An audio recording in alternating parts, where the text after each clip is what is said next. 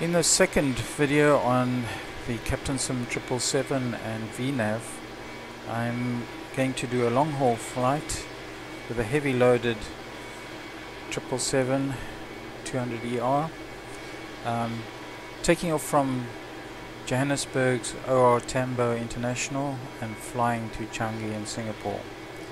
So it's a distance of about 4,700 nautical miles, and we're pretty heavily loaded with full passengers and quite a bit of cargo, 10 ULDs at 3,000 pounds each, and that leaves us with enough weight for the required fuel. And we don't want to be fully loaded here because we're at a high altitude airport, and as you'll see, we probably need most of the runway as it is, and we're at about 5,580 feet, so we have to be a little bit cautious about being too heavy. Okay, let's look at the pre-flight. Today's weather has us taking off to the north. Put it on map mode. Taking off to the north and then turning out to the east over Witbank and heading out to Mozambique, Maputo, and then over the Indian Ocean. If we look at our weights, we're at 587,000 pounds gross weight, which is it's 69,000 pounds short of max weight. Zero fuel weight is 389,000 pounds. Just being a little bit cautious there because we do have tailwinds on the way. We may not use as much of the calculated fuel as we've got on board, some 198,000 pounds of that, so we don't want to come out too heavy at the other end. Our initial cruise altitude is 31,000 feet. We're flying east, odd number elevations, flight levels. I usually then step climb every 45 minutes after reaching my first cruise altitude. As we know, the Captain Sim step climb system's not working, so one has to time oneself, and about every 45 minutes climb 2,000 feet. We'll end up at about 41,000 feet. Okay, now I come to this cost index again. In the last video I made, I set that to a fairly high number, 100. People said that's still low for 777. Yes, it is, but that gives us a high enough indicated airspeed on climb, which is the whole purpose of me fiddling with that. I know that, as people pointed out, usually airlines use 60 to 80 for that factor. The whole idea of setting it up to 100 was to get the maximum indicated airspeed on climb for a lightly loaded plane. The problem with the CS777 VNAV is that it's not using pitch and thrust to control vertical speed. Thrust is fixed at maximum climb thrust, climb 1 or climb 2 thrust. It does not vary. So the only thing the aircraft can do to maintain a set airspeed is pitch. And if you lightly load it, as I said, and you make that a low number, you're going to get a low airspeed. So at that huge amount of thrust, full ball, she can only pitch up to keep that low airspeed. So that is why I set that high for a lightly loaded 777. The opposite now for a heavily loaded 777, I set it low, so I get a low indicated airspeed on climb. You can even put in a 0, 5. I want a low airspeed because I'm heavily loaded. If I try for a high airspeed, again, she'll be at full ball, full thrust, but she's going to pitch down to try and get that high airspeed, and pitch down too much. If she cannot maintain it, she's going to level out and then nose up, get to the airspeed, drop, airspeed will drop, and then she'll pitch down. So a bit of porpoising will go on. So we want to give her a low airspeed, and then she can hopefully maintain that at a reasonable pitch. Okay, so that's why I set the cost index low. That'll give me about a 280 knot climb, the weight I'm at now. Our thrust limits, it's a reasonably cool early afternoon in Johannesburg, but I'm not going to use any derate because I'm heavily loaded and at a high altitude. Maximum takeoff thrust, and I'll use a climb 1 for my initial climb out. Takeoff, I will use flaps 20 to assist to get the VREF, the V2 down as much as possible, so that if I make that too high, I'm definitely going to run out of runway. CG at about 25% default, 7.2 trim. Okay, we'll just sort that out later. 7.2 trim, and just accept these. So V2 plus 10 I'll go for this time. 163, 165 on the IAS. 165.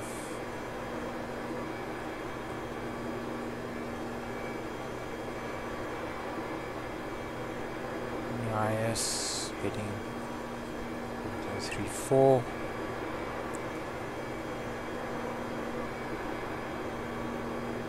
And we'll set our altitude. We get an uninterrupted climb, so that you can see what happens. Still 25,000 feet. I'll reset it. Okay, I'll barometer pressure, just let me check that for today.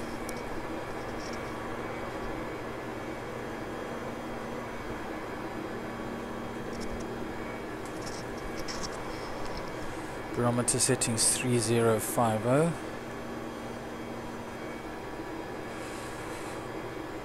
3050.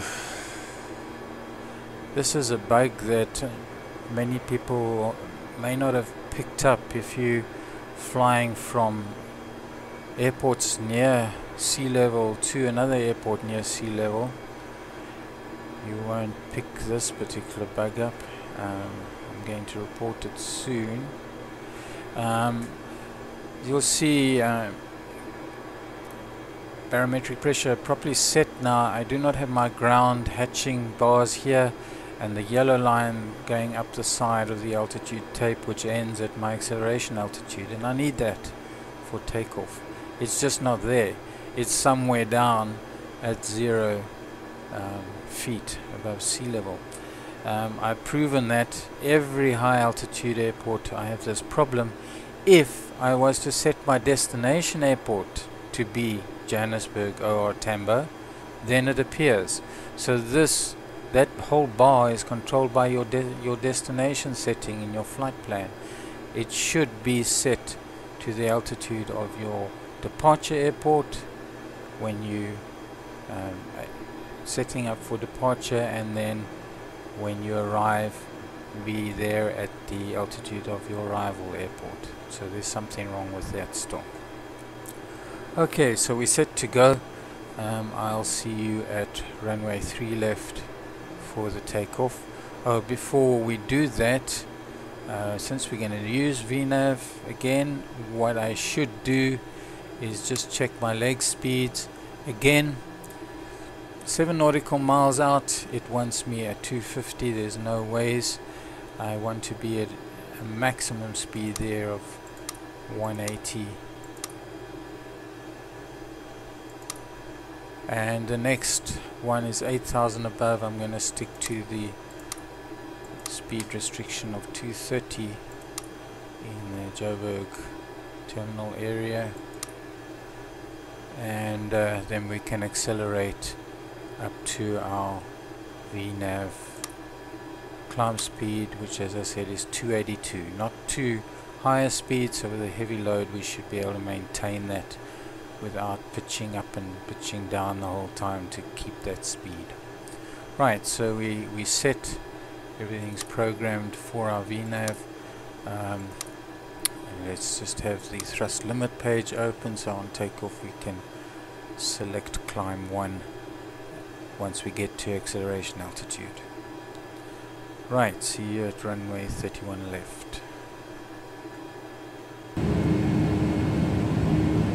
Okay, ready at runway 3 left, Johannesburg International. Auto throttles armed, flaps are down, trim is set, RTO set, we're ready to go. And let's see how this VNAV takeoff goes. Our maps armed. Okay. Stabilize thrust to 60. Springbok 338, turn left heading 170. Turn left heading 170, Springbok 338.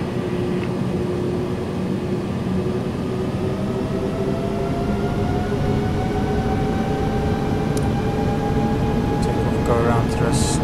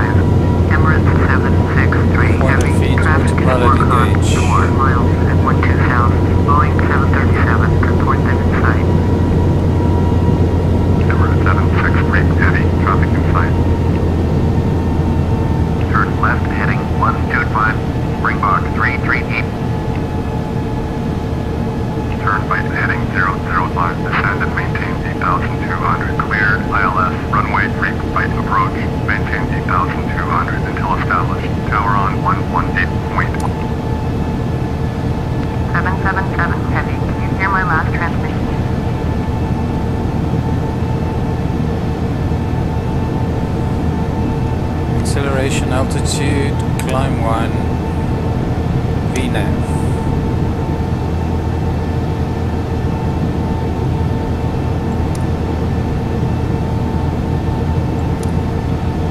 Let's get that radio off. Okay, flaps up.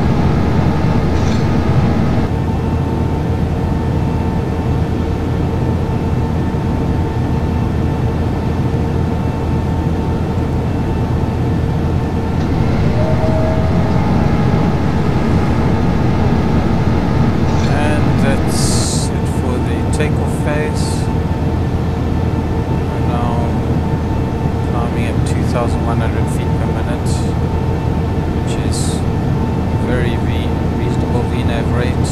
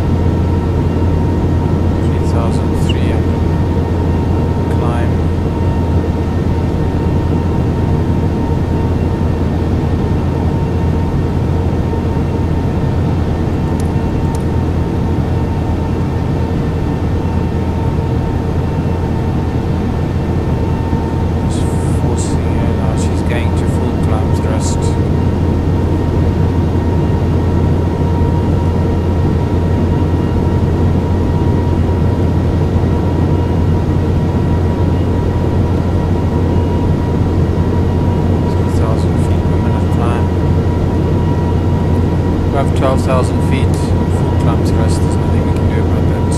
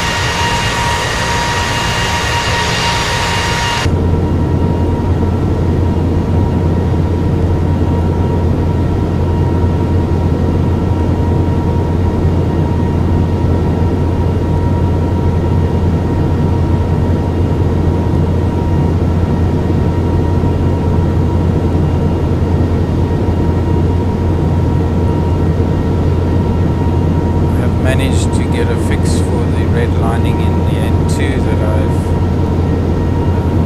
managed to program the air file, and I'll be passing that onto the forums.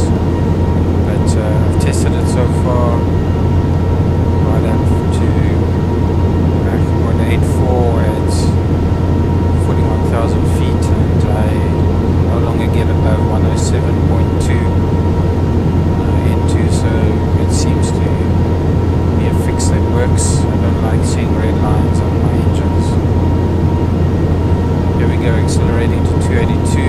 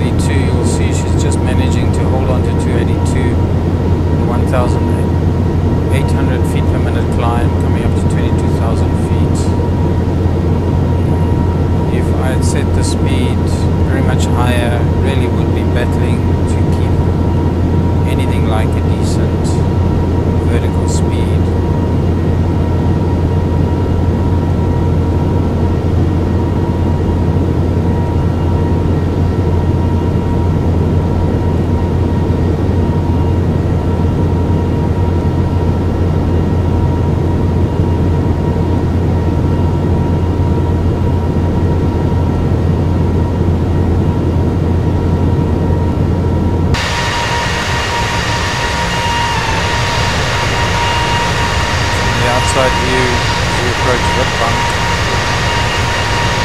You can see not too much of a pitch up attitude. That's perfect. That's 1,800 feet per minute. Over a very brown looking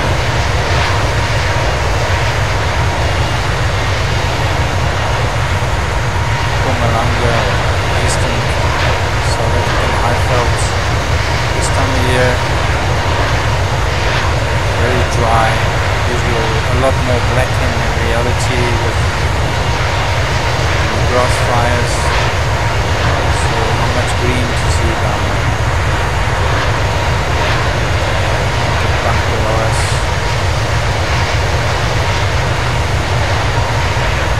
As we head out to the east.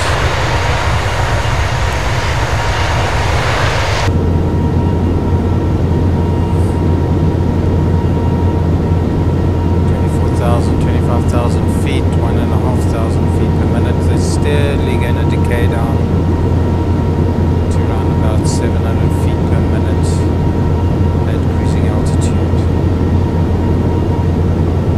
See, she's just holding on to the 282 knots.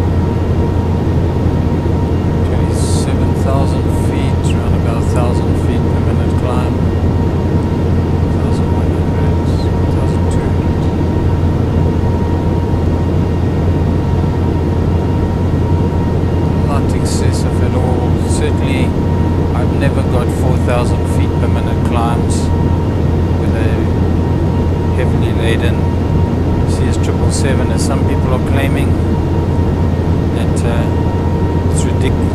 It's certainly never above 3,000 feet per minute when heavily loaded.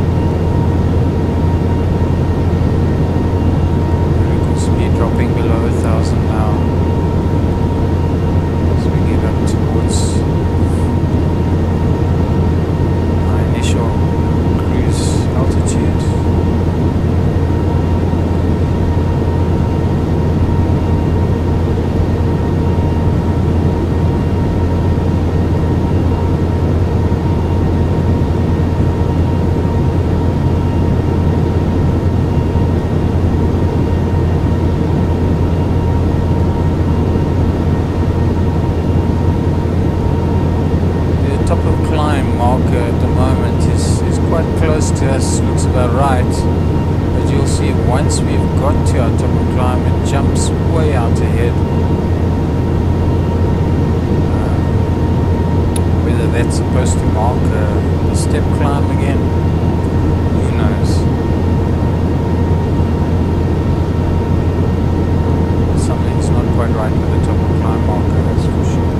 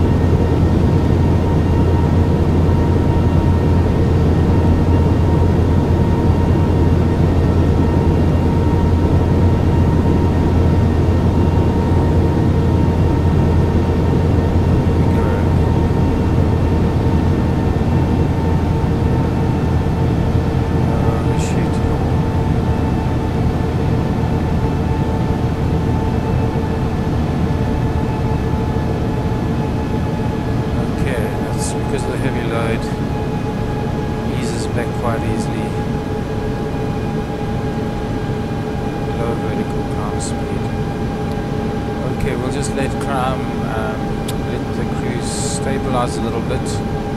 We certainly don't want to go all the way to Singapore at 0.75 Mach. We want to increase that. We'll do that now. Should be coming up to Barberton in the distance there. Where gold was discovered in South Africa, the town of Barberton. So we head out towards the South African border. Mozambique. Okay, so now I want to up that speed a bit. I will now increase my cost index to about 80.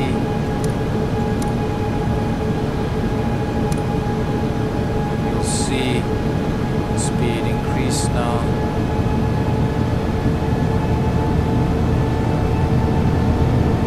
Later on, that's a 0.8 Mach speed. Later on, as I get lighter, I'll increase to 0.84 Mach, which is the normal cruising speed if the winds are favorable.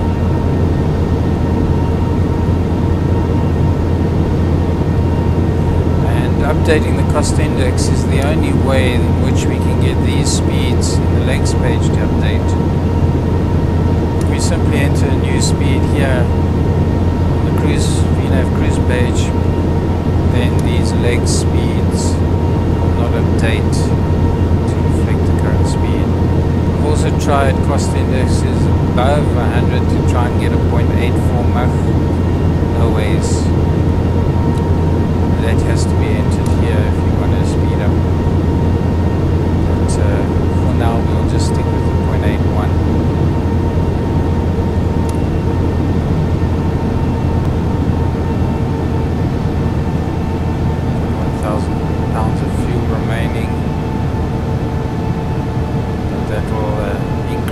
As we get those higher tailwinds higher up, we're expecting on this flight. Okay. Just to set the speed bug, this should be automatically set, so much extra work. And it won't set in Mach mode. Right, so for now, for the next 45 minutes, stay at this level before doing a step climb. Start the clock for 45 minutes and continue on to Singapore. Okay, thank you for watching. I hope that these two VNAV videos are produced help you a little bit to get something out of this plane. VNAV can work, you just, as I said before, have to be a little bit methodical in setting up everything